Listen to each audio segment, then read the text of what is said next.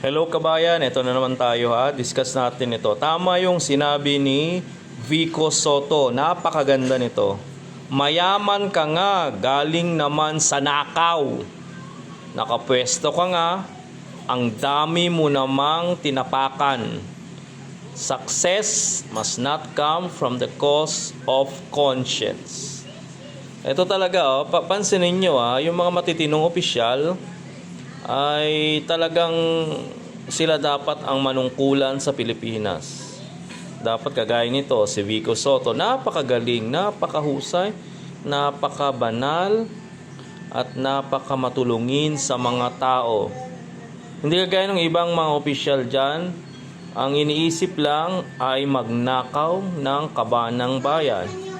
Sana yung mga ginagamit nilang confidential fund na yan, mawala na yan, maubos na yan. Ibalik nyo na lang sa government. Gawin yung ginagawa ni Vico Soto na talagang makatao at magandang ehemplo para sa Pilipinas.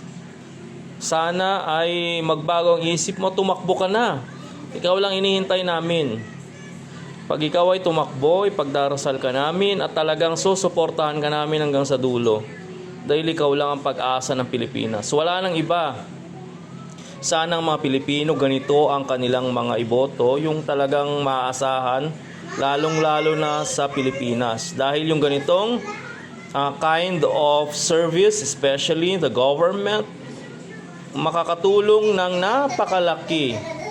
Kahit sabihin pa nating maraming korap dyan, kayang-kaya niyang linisin yan paunti-unti. Pasig nga, nalinis niya di ba?